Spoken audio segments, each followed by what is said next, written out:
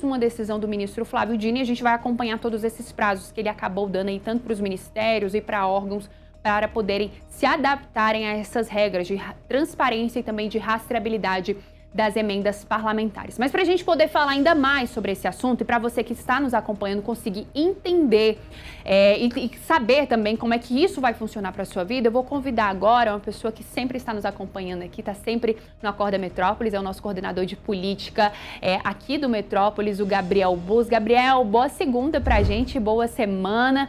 A gente acabou de ver nessa matéria aqui da Manuela de Moura e também da Manuela Alcântara que o caso das emendas parlamentares teve mais um desdobramento. Com essa decisão do ministro, e como essa decisão do ministro Flávio Dino, ele acaba impactando os parlamentares, tendo em vista as eleições.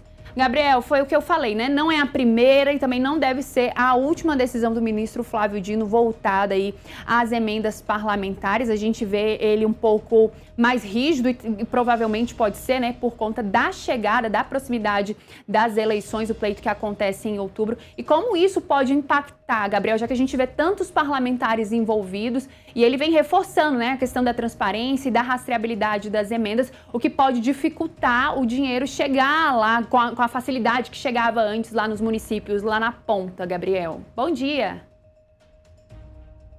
Bom dia, Marília. Bom dia para quem está nos assistindo. Pois é, mais uma decisão que já era esperada do ponto de vista de que Dino tem avançado bastante em relação a essa cobrança e existe ali dentro do SUS, especialmente, uma dificuldade de esclarecer para onde vai o dinheiro, né? E o ministro cita isso, que é preciso fazer o detalhamento completo, não um detalhamento parcial. Então, é mais uma ofensiva do ministro que com certeza desagrada o Congresso Nacional. A gente que está lá todos os dias, que acompanha o Congresso de perto, semanalmente, sabe que a relação do ministro Flávio Dino com o Congresso é uma relação conflituosa justamente por causa dessa cobrança. Desde que Dino foi relator lá do primeiro caso envolvendo emendas, ele adota essa postura que já fez até o Congresso aprovar um projeto sobre transparência das emendas, mas mesmo assim o ministro ainda tem pontos em que acha que dá para melhorar e que precisa ser aprimorado a relação da transparência das emendas. E como você bem mencionou, Marília, a gente está falando de um ano eleitoral, portanto, emendas são muito mais importantes nesse ano, quando são enviadas, etc.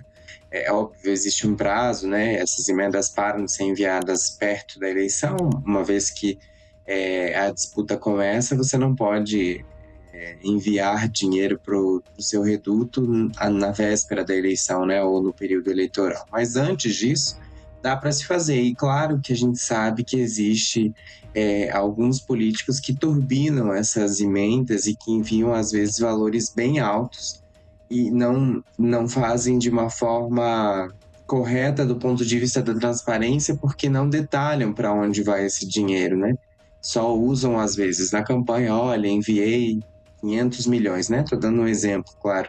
Eu enviei 500 milhões para o município X para fazer um hospital, mas não tem um detalhamento, por exemplo, se foi para o hospital mesmo, como está as fases desse hospital. Aí não é responsabilidade do deputado, né? É importante ressaltar isso. Mas o deputado precisa detalhar o que vai ser feito com aqueles 500 milhões. Então enviou para o hospital, mas enviou para o hospital para quê? Compra de equipamentos? Para construção de fato, para o uso de material de construção? Esse detalhamento é uma das cobranças do ministro Flávio Dino e que hoje nem sempre são feitas. Então existe esse embate e esse embate deve continuar, como você também pontuou, Marília. Por quê?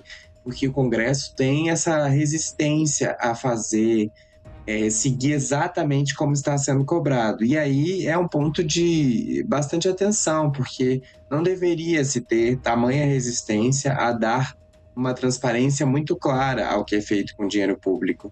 A gente sabe, e é importante sempre ressaltar, que o valor que as emendas ocupam hoje no orçamento é um valor que engessa o Poder Executivo, ou seja, deixa o Poder Executivo muito fechado para fazer gastos maiores. Por quê? Porque se deposita 50 bi todo ano para o Congresso, no sentido de que esses 50 bi são divididos em diferentes tipos de emendas. Então, é um valor bastante alto para emendas parlamentares e o que está sendo exigido agora é que haja ainda mais transparência e o Congresso resiste a fazer um papel de maior transparência. Houve avanços? Houve, é verdade. Mas ainda faltam muitos avanços dentro da clareza sobre emendas parlamentares. E é importante que haja ainda mais avanços, porque todos os anos a gente sabe, acompanha Congresso, acompanha a votação do orçamento, o valor que é destinado às emendas aumenta a ponto de deixar o governo bastante engessado. E isso independe de governo. Começou lá atrás, em outros governos, veio agora no governo Lula, e independente de quem ganhar as eleições de outubro, vai continuar engessando o Poder Executivo. Então é muito importante que a transparência domine esse debate, porque não é tolerável que um valor tão alto de emendas, que é importante lembrar, o orçamento da União vem da arrecadação de impostos. Então é o nosso dinheiro, Marília, que está indo para essas finalidades. Esses recursos são enviados, né? Os deputados escolhem para onde vão enviar, mas eles vêm do dinheiro público, né? Do dinheiro dos impostos. Então é muito importante que seja cada vez mais claro o que estão sendo feitos esses recursos, porque, de fato, é muito, muito dinheiro.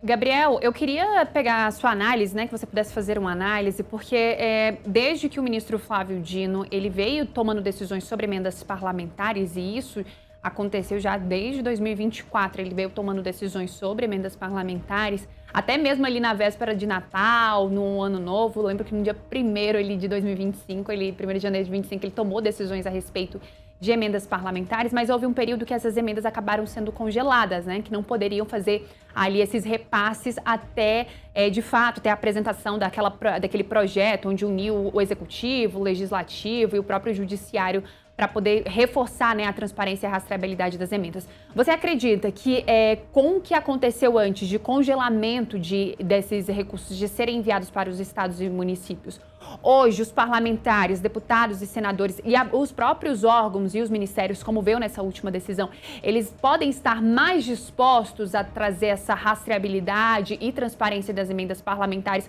por temer que um congelamento venha acontecer novamente e principalmente por conta desse ano eleitoral? É possível, sim, que hoje exista menos resistência. E por que que é possível? Porque, como você bem mencionou, Marília, é um histórico.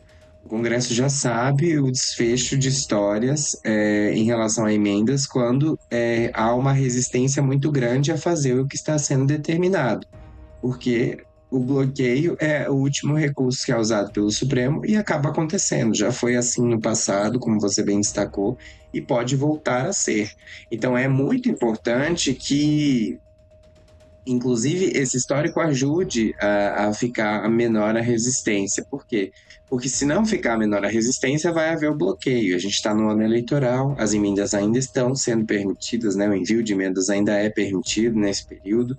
A gente está a pouco mais de 6 meses do primeiro turno, quase 6 meses, mas ainda assim é permitido o uso de recursos, né, de envio de recursos, até porque, embora a gente sempre reforce que muitas vezes o dinheiro é usado para fundos eleitorais, né, no sentido de querendo ganhar votos com o envio de recursos, os recursos são importantes, é importante ser enviado recursos porque a vida das pessoas não para porque é ano eleitoral, né?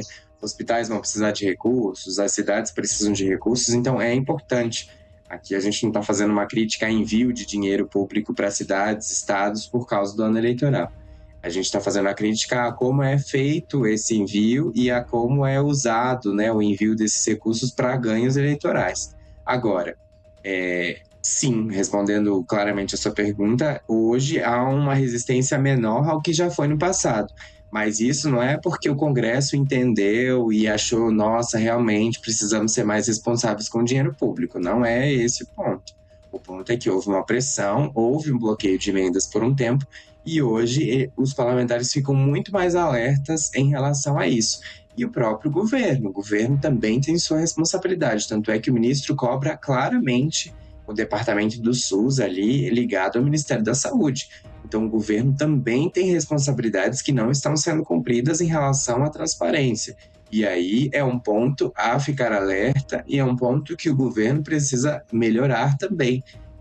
nesse caso, em relação à saúde, aos repasses do SUS, porque também é responsabilidade do governo. A gente sempre fala que a culpa majoritária talvez seja do Congresso por não dar clareza na hora de pedir o recurso, né? Porque como que funciona? É importante só fazer esse adendo.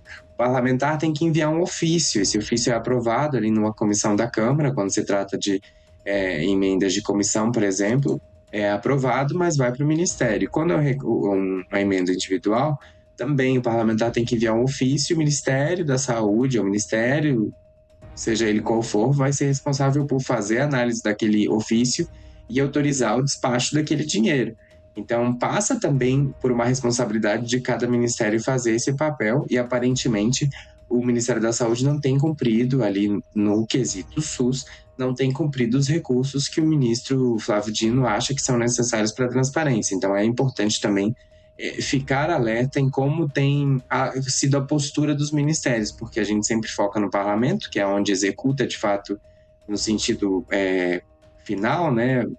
Quem executa, na verdade, é o governo, mas se o recurso é liberado, é o parlamentar que envia, mas o parlamentar é responsável por fazer o ofício do envio desse dinheiro. Mas quem é responsável por aprovar a execução desse recurso é o governo, né? O governo libera esse dinheiro. Então, é importante a gente ficar atento também a como o governo vai reagir, como o Ministério vai reagir nesses próximos 30 dias, se vai se adequar rapidamente e se vai atender ao que o ministro Flávio Dino está estabelecendo. Só para a gente continuar no judiciário, rapidinho já, a gente tem muito assunto ainda para falar.